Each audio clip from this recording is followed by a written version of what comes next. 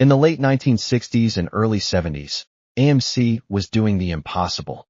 They were outsmarting Ford, Chevy, and Chrysler with way less money, fewer dealerships, and a much smaller lineup. They built some of the most iconic muscle cars ever, took risks the big three wouldn't touch, and for a moment, it actually worked. So how did a company that created the AMX, Javelin, Rebel machine, and later the Jeep brand fall completely off a cliff? This is the story of why AMC was doing so well, and why it all fell apart. AMC was built to be different. AMC was never supposed to survive as long as it did. When Nash and Hudson merged in 1954 to form American Motors Corporation, they instantly became the smallest major American automaker. Ford, GM, and Chrysler had massive dealer networks, huge advertising budgets, and the ability to lose money for years if they had to. AMC didn't have that luxury. From the very beginning, AMC was forced to think smarter, not bigger. Instead of chasing size and luxury, AMC focused on efficient manufacturing, smaller, lighter cars, lower development costs, practical engineering over flashy gimmicks. One of AMC's smartest early moves was using shared platforms and parts across multiple models. While GM could afford dozens of body styles and engines, AMC reused as much as possible to keep costs low. This made their cars cheaper to build and easier to maintain, a huge selling point for budget-conscious buyers. This strategy worked. Through the late 1950s and early 1960s, AMC remained profitable when other automakers weren't, even during economic slowdowns. They carved out a niche as the brand for people who wanted something reliable, affordable, and a little different. But playing it safe only gets you so far, and AMC knew they needed excitement to survive long-term. AMC's muscle car era was smarter than people realize.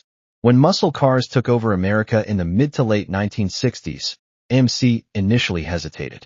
Their image was practical and conservative, and jumping into the horsepower wars was risky for a smaller company.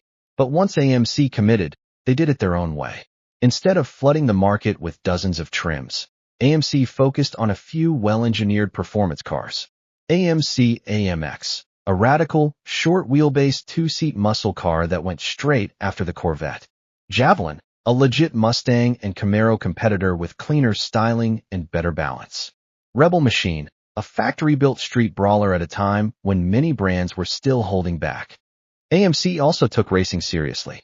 Their involvement in SCCA Trans Am racing wasn't just for marketing. It directly influenced suspension tuning, handling, and durability. The Javelin became known as one of the best handling American muscle cars of its era, something few people associate with AMC today. Another underrated factor was honesty.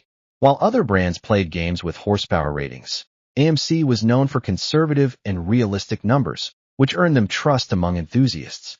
Most importantly, AMC offered more performance for less money.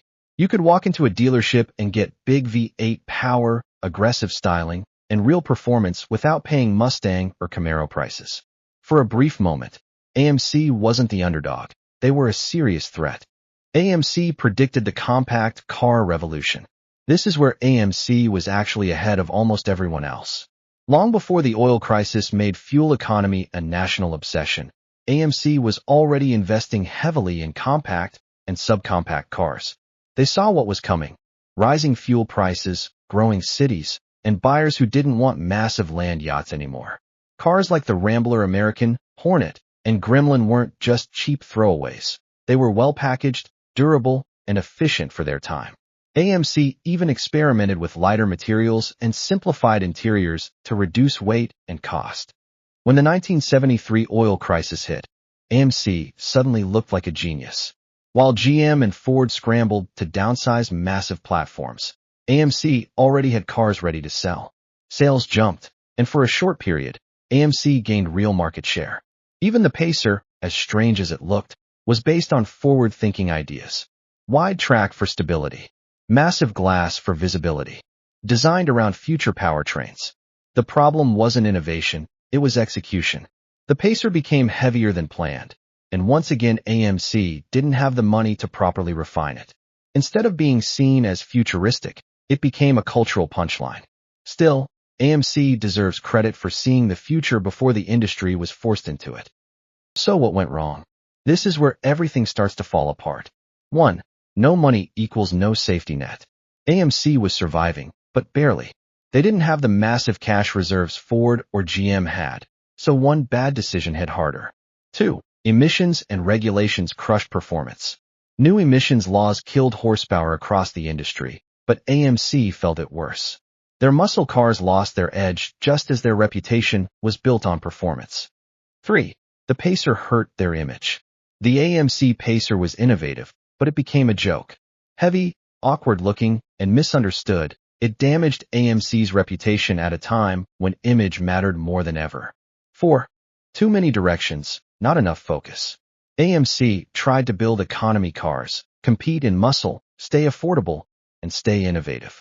But they didn't have the resources to do all of it at once. Jeep saved AMC, and also killed it. By the late 1970s, AMC was running out of options. Their car lineup was aging, development costs were rising, and foreign competition was hitting harder every year. Then came Jeep. AMC acquired Jeep from Kaiser in 1970, and over time it became the single most valuable asset the company owned. Vehicles like the CJ, Cherokee, and Wagoneer weren't just popular, they were defining an entirely new market. The Wagoneer, in particular, laid the groundwork for the modern luxury SUV decades before anyone else caught on. Jeep was profitable, rugged, and had a loyal customer base, everything AMC cars struggled to maintain. But here's the catch. Jeep started making more money than AMC's car division, and that imbalance attracted attention. Chrysler wasn't interested in saving AMC as a brand. They wanted Jeep. In 1987, Chrysler bought AMC largely for that reason. The AMC name was quietly phased out. Factories were repurposed, and Jeep became a cornerstone of Chrysler's future success. In the end, AMC didn't die because they failed completely. They died because their most successful creation outgrew them. AMC didn't fail because they were stupid. They failed because they were too early, too small, and too different. They proved you don't need the biggest budget to build great cars. Innovation matters, and risk-taking can work, until the money runs out. Today, AMC muscle cars are rare, valuable, and respected, and Jeep lives on as proof that AMC actually got a lot of things right. AMC didn't just disappear. They changed the industry, then got swallowed by it.